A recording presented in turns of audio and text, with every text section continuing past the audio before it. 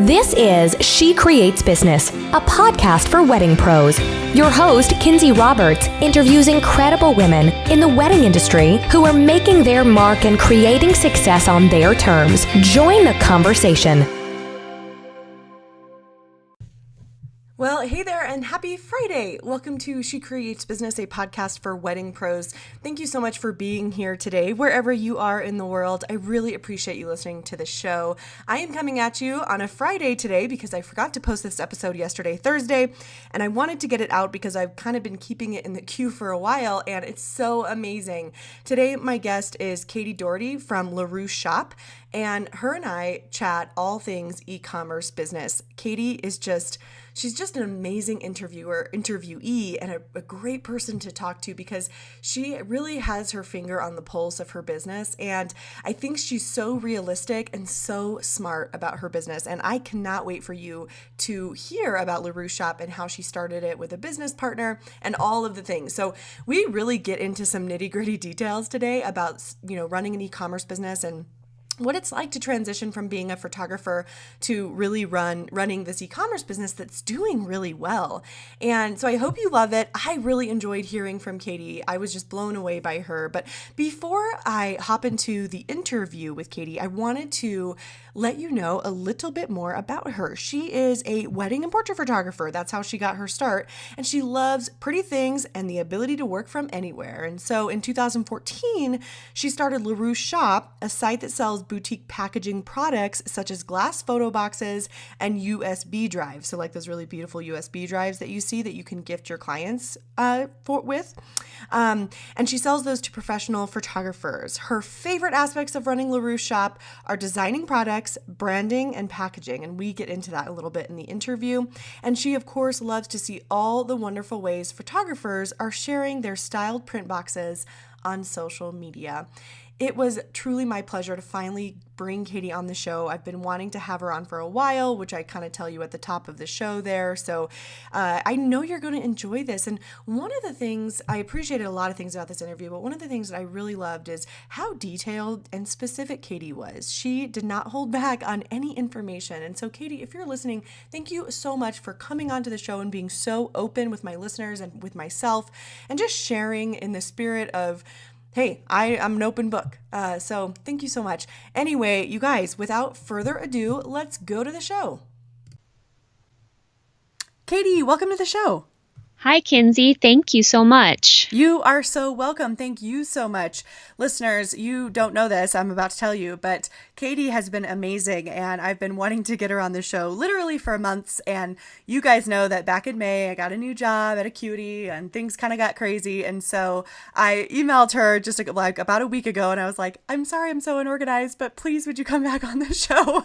And she graciously agreed, which I'm so excited about because I'm really, really looking forward to digging into your story about being a photographer and then starting an e-commerce business. So Katie, just thank you so much for being here today. You're very welcome. Cool. Let's jump right in. As I kind of mentioned, you guys, I told you Katie's professional bio there at the top of the show. So we kind of have a good idea of who she is, but I would love for you, Katie, in your own words, to just give us an idea who you are, what you're all about, where you're coming from, and then we'll jump right into I have a million questions. Sure. So I have been running Rousse Shoppe, which is an online store that sells packaging products to photographers. And it all started when I was looking myself for a product that I wanted to gift my wedding clients. So I was looking for something that was a little bit different than what I was able to find on the market when I was beginning to do this in the end of 2014. I was finding a lot of really beautiful products out there for prints. Mm-hmm. Like those wooden boxes were really popular, and I've always loved the linen print boxes as well. Mm-hmm. But I it didn't feel like a perfect fit for my brand. I was trying to do something like a little bit modern, but still vintage, which doesn't really make sense. But I had a vision in my mind of what I was looking for, and I couldn't find it. So I kind of sought out to create what I was looking for.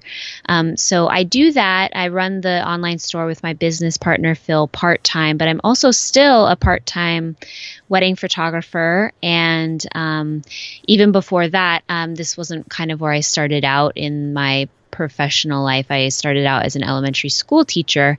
And so I've kind of gone through a few different transitions in life, but right now I'm happy where I'm sort of headed. Yes. Haven't we all? I think probably everyone is raising their hand like, yep, gone through transitions. So when you were, okay, let's kind of go back to when you were still teaching elementary school then. How did you get an interest in photography? Yeah, so my very first job after I graduated with my teaching credential was abroad in Vietnam. So I'd never had a full-time teaching job before this, but a lot of the teaching opportunities in California were limited, so I kind of just left the country. So in Hanoi, I'd always kind of been interested in photography, but I started taking a lot more pictures because I was traveling. So I think that's where the travel or the inspiration kind of struck. And coming back home, I was there for a year, and then I came back home to Southern California and taught at a couple other elementary schools. But when I would come home at night, I was like secretly sort of trying to figure out a way I could not be a full-time teacher because I was exhausted. I love kids. I love kids. I actually really have a heart for education, but as a full-time teacher, it's kind of the standard thing of like overworked and underpaid, and then you start to like just feel burnt out. So anyway, when I would come home at night, I was like tinkering around with like making a photography website, and I went to an evening class. It's the only formal class I've ever taken for photography. Everything else was kind of self-taught. And so I was just kind of more and more interested in something creative, and I had always kind of been, always had a hobby in photography and wanted to see if I could make it something more. So I started with like friends, and then, you know, how everyone kind of starts out doing a lot of like free and inexpensive work, and then built up over time. So what was that timeline when you first were interested in photography and then started doing it kind of in parallel to your elementary school teaching career? What was that timeline like?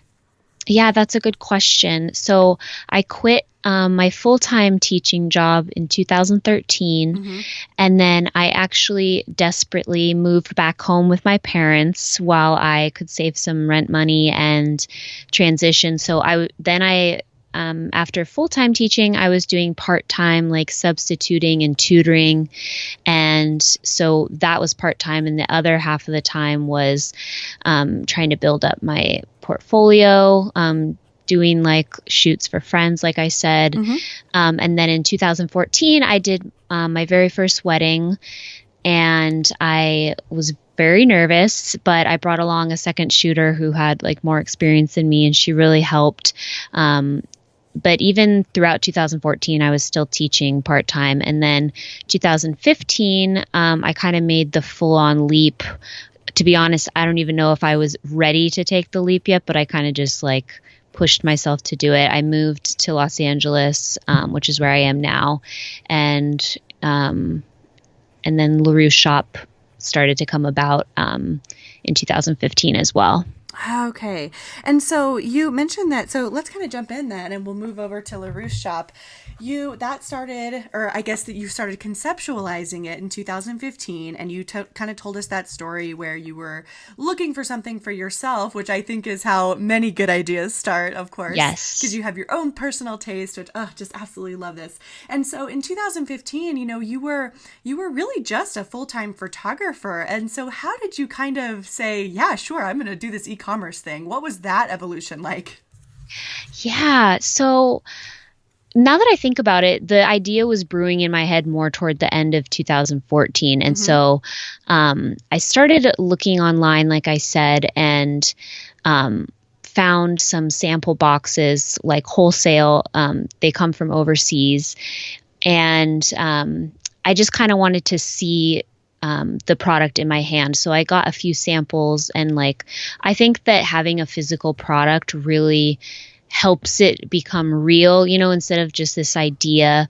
I had like something I could hold in my hands, and like, it didn't even matter if it was perfect or not, because I could make adjustments, or I could go somewhere else to find it made better or differently.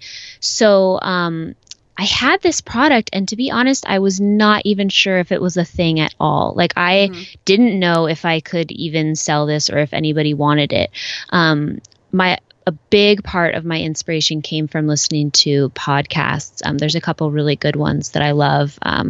There's one called The Money Pillow, and Sean Malarkey lives in Santa Barbara, and I actually got the chance to meet him, which was really exciting. But he's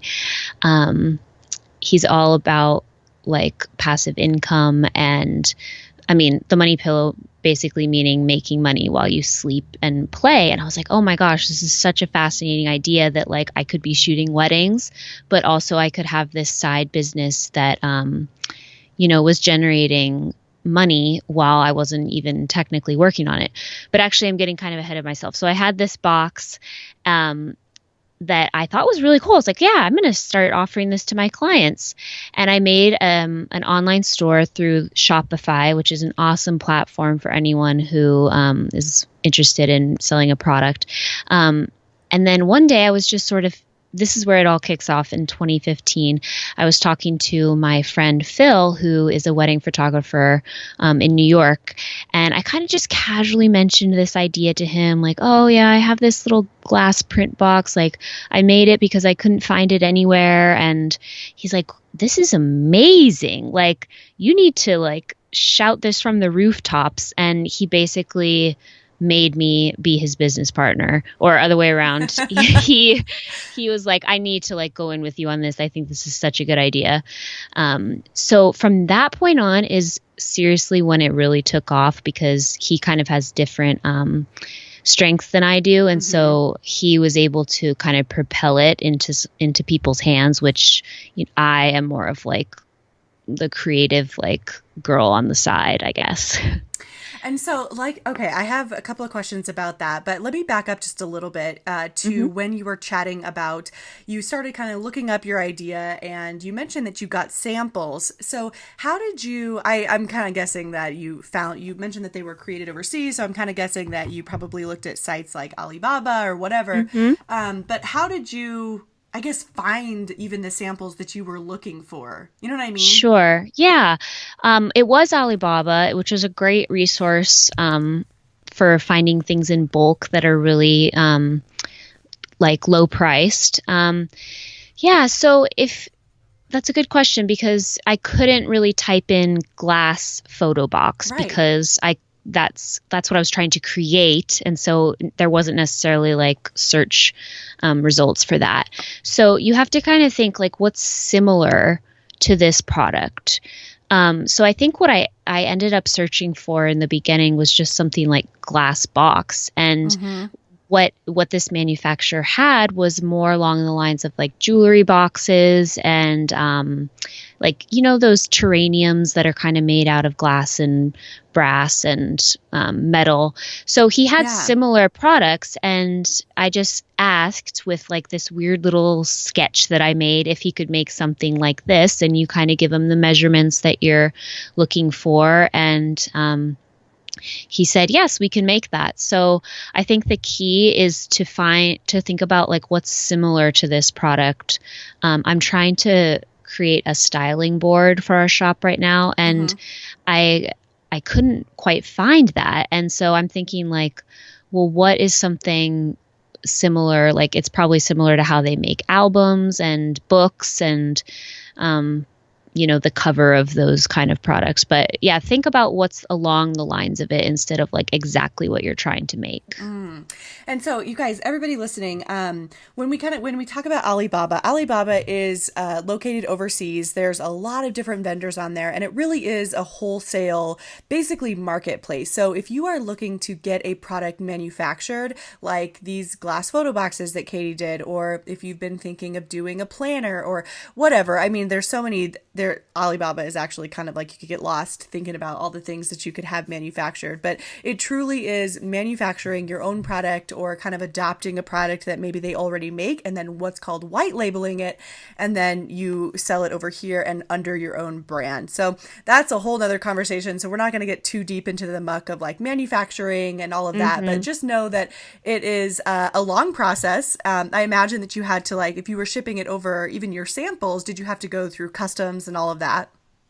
Yeah. And I was kind of nervous about that, but honestly, it's not that complicated. It's a little bit pricey to get samples shipped because they're coming from far away. Like there's no way around it. Cool.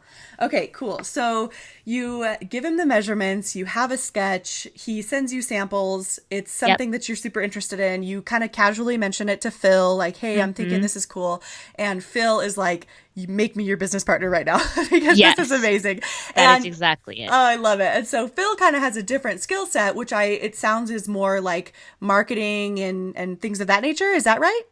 Yeah, he's definitely more of a networker and like a big picture, like where's this business going kind of thing. Yeah. Okay, love this. So here we are with you and Phil. You decide to become business partners. So take it from there. What happens after that?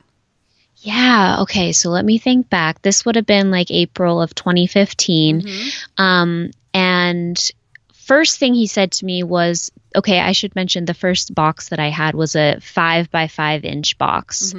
And Phil's like, this is such a random box size. Like, it's cute, but like, why don't you have 4 by 6s? And that's like what everyone prints in, 4 by 6. And so I said, oh, you're right. Like, we should expand the sizes that we offer. So that was one of the first things that we did. And the second thing was we just put the boxes like into a bunch of Facebook groups. He's really involved with like a lot of wedding photography communities. So he was able to kind of just shout out like, hey, my business partner and I just started this online store. If you're interested in our boxes, like come check them out. And so in the beginning, Facebook was where we got like, I don't even know, probably 75% of our traffic. And then the other part to kind of spread the word was we sent out some free boxes to photographers who had like big Instagram followings or, had a big Facebook following. And so we would just kind of gift them something and say in return, like, would you mind just kind of styling it, putting your own twist on it and then posting it? And so a lot of people in the beginning also would say, we found out about you through so-and-so photographer. And so that's really how we expanded and grew in 2015. And then throughout 2016, we added on a 5 by 7 inch box, and all these additions to the product line were because people were asking for it. So, I mean, it's always a good idea to start with one thing and then just kind of ask, like, not even ask, like people would email us and say like, do you have this or can you make this? And I mean, if people are asking for it, obviously it's a good way to go. So they're doing market research for you. Yeah, you don't even definitely. have to. Oh, I love that. And then you don't have to waste your money and think like, oh, should we get a 5 by 7 box? They're already telling you what you should get, and you can make investments that way because you already have a group of people to launch them to. Exactly. Oh, and we also added on some silver boxes. They started out with just gold, so we added silver. I'm not quite sure when that was. That was probably 2016 as well. And then people started asking for USB drives, or they weren't asking for them, but they were saying, can you recommend a place? And for a while I was just, telling them my favorite place to go buy flash drives. And then Phil comes along again and says, why don't we just, offer them on our own store? Like, why are we telling people to go elsewhere? And so, that's kind of how things grew, like pretty organically, in the sense that like people told us what they wanted, and then we just kind of delivered on it. I love that. Yeah. I have a quick question. I wanted to go back to 2015 when you were getting kind of this grassroots marketing movement started. You mentioned that you would send free product to, I would say, influencers in the photography space. How did you contact those influencers? And did you contact them and ask if you could send them free product, or did you just send them the free product and see, and then, kind of cross your fingers that they would post it? Can you kind of tell us about that and how you develop those relationships? Sure. Definitely asked before sending it out. Awesome. So it could be anything. It could be a Facebook message. It could be a direct Instagram message. Most of the time, I believe we emailed them, and we would just say, like, love your work. If you're interested in one of these print boxes, we'd love to gift you one and see how you style it. And if so, what's your address and which one would you like? And like people love free stuff. I would say most of the people we emailed said yes. And the other few said, no, thank you. I'm kind of happy with what I'm doing with my packaging right now. Most people were just excited about it and graciously said yes. And how many influencers do you think you sent free product to? That is a good question. Now we even still do this to this day, and our goal is about nice. five a month. Back then, we would kind of do it in surges. So we would do like maybe 5 at a time. I would say probably about 5 a month even back then. And do you feel like you definitely, I'm guessing the answer is yes, but I'm not sure. Do you feel like that's a good return on your investment? Definitely. Okay. Because on our website, we still do have a little question box at the end, like, how did you hear about us? And one of the options is another photographer. And, people would mention specific photographers who we had sent them to, or we also gave out free boxes to photographers who are hosting workshops. So they could give it away as like a giveaway item at their workshops, and along with a discount card or something like that. And so that also helped spread the word. I love this. This is so fun. Okay. So the business has really grown and it's really taken off. I'm just so impressed with everything that you're doing, and e-commerce isn't easy. So I would love to kind of talk about this is really fascinating to me. It might be not the most fun part, like Instagram and influencers, but what is shipping like for you? How do you take care of that? And because I know you're interested in really making this kind of like passive as much as it can be. And so how did shipping start out for you, and how is it evolving, and where would you like to see it in the future? That's a good question, Kinsey. I'm glad you asked me this because it's pretty interesting. So it started literally in my parents' garage. So they're very gracious, my parents, and they never kicked me out, but I kind of had one portion of the garage allocated toward my little Rousse Shoppe. And so that's where all of the shipments would come in. My dad would come home to 20 boxes on the porch, and he's like, what the heck is this?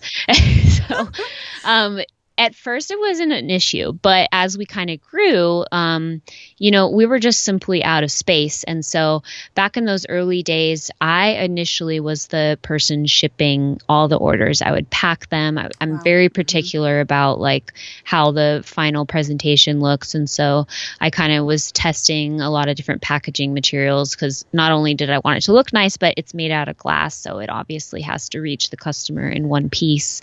So I started packing everything myself. It got out of my ability. So we had a couple girls come in and help us ship everything.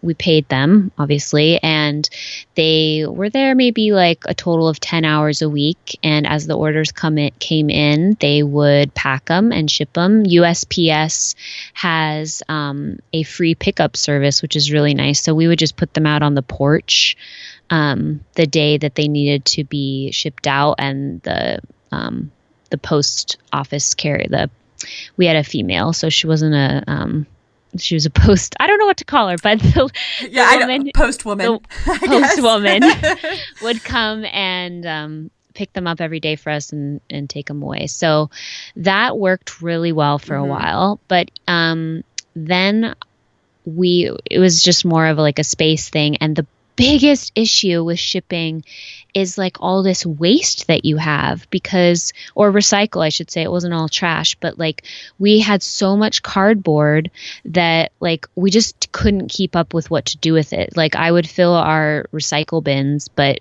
then there would still be excess. Yeah. So that was like an unforeseen sort of challenge that, you don't think about, what am I going to do when I like get all these products with, like, there was styrofoam, there was cardboard, and just all the shipping materials. It's really challenging to keep up on inventory. Like you don't even realize you're out of this packing tape until it's gone or whatever, Right. So this transitioned, this is our most recent switch with the business to a fulfillment center. And that basically means that we don't do any of the shipping ourselves.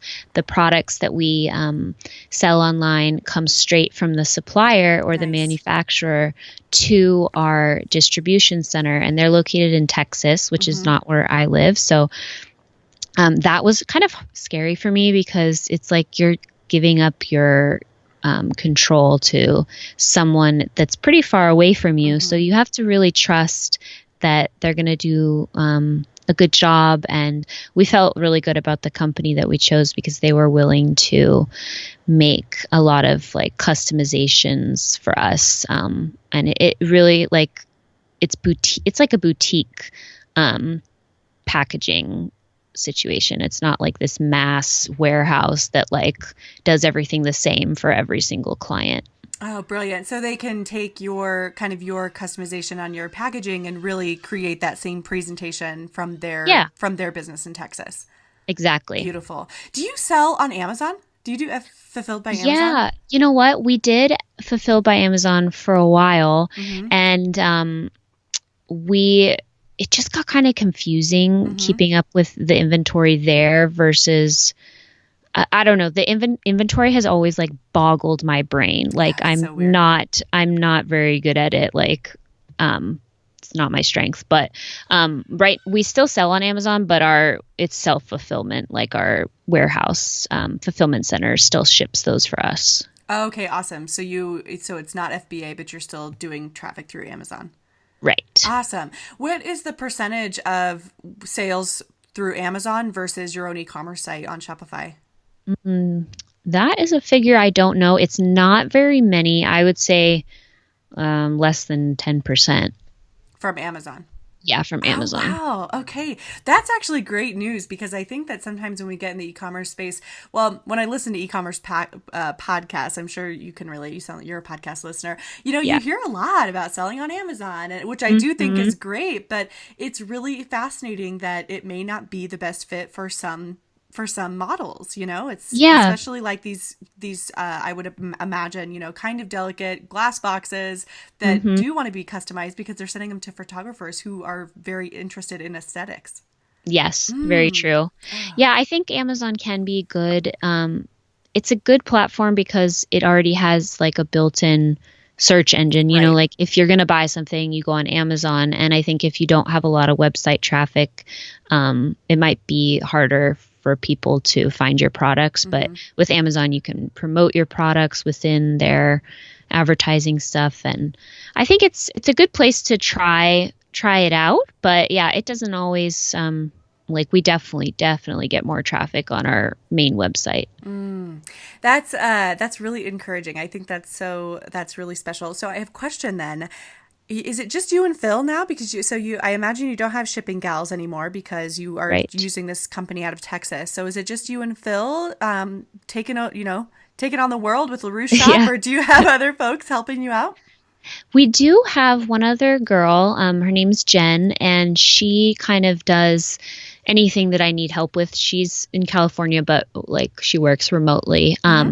So I'll have her now. She's sort of in charge of doing the outreach and finding some influencers, and she does some of the blogging for me, and kind of any other little task that I need help with, Jen can help me out. So those are that's our team. Those are our main people. Oh, and we have Kim, who's also in Texas, who does all the engravings for our boxes. So that's actually a separate company. She's like a little boutique studio in Houston. Oh, fabulous. So how is the, what was that? Oh, I have two questions. I have a follow-up question about Kim, but then how are you, it's just the three of you, and it's you and Phil and Jen and Kim too, who's doing the engraving, but how are you getting the word out? And now, it started with kind of the grassroots movement. Phil was super active in wedding communities, influencers, which is still part of your marketing plan. You mentioned blogging a little bit. I'm interested, now that we're in 2017, it's kind of coming to a close, and into 2018, what does the marketing process look like to continue growing the Rousse Shoppe?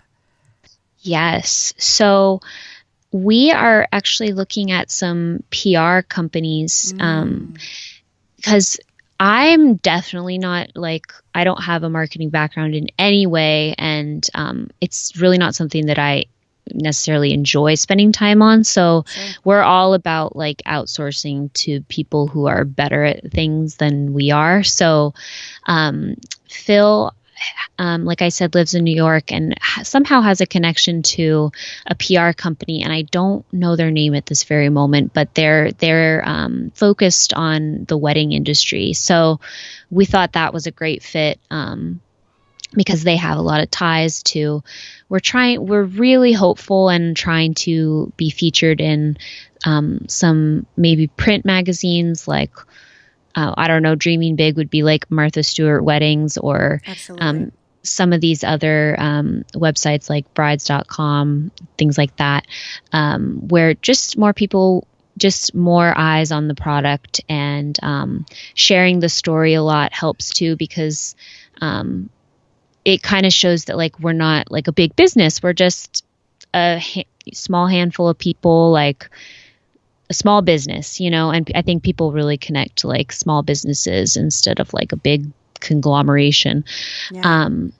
And what else is on our marketing plan? Yeah, the big one is the PR girls, and Phil really had to convince me to do it because it's pretty pricey, but I think you have to, his theory, and I do agree, is the more money you kind of pour into something, then the more you're going to get out of it. And you have to spend wisely. You can't just go willy nilly on whatever you think might work. But yeah, so that's our big jump that's coming up at the end of this year. That's awesome. I heard this great thing. I can't remember who says it. I'll probably think of it after this podcast, but and I could not agree more, especially when it comes to online business. And they're a couple, they do online business in a totally different space, but they say you can spend time or money.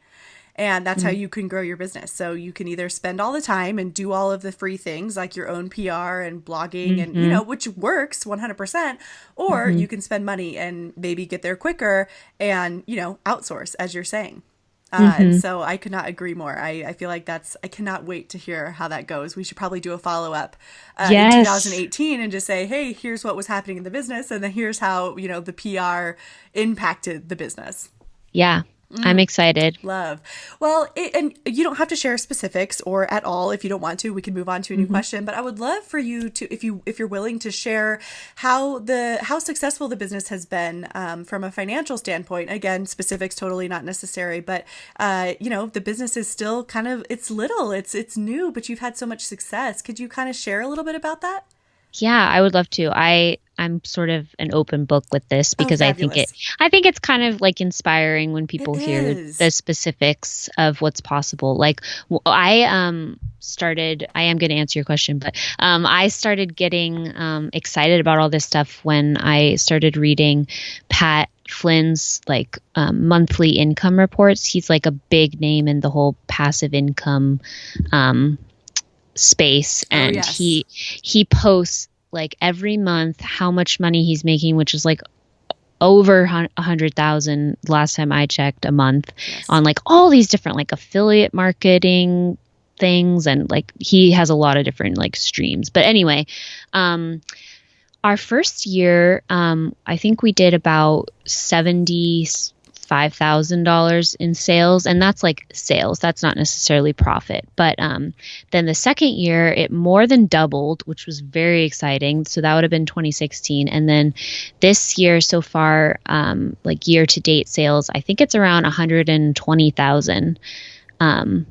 So, I mean, when you think about just these little glass boxes and those numbers, it is really exciting. And we were trying to like double every year, and we realized that's super ambitious. And this year we might not quite make those numbers, but it pays my rent each month. Like we have an account there where all the money goes, and then we kind of like pull a salary for each of us each month. And so it's kind of nice knowing that like the rent money is covered, and then the photography can kind of cover me for all the other things in life. Absolutely. And especially because, you mentioned you have a business partner, so they're taking on, their part of the work. You have Jen who does some outreach for you, and you have a fulfillment center. And so getting your rent paid and having all of these areas where the business is outsourced, absolutely brilliant.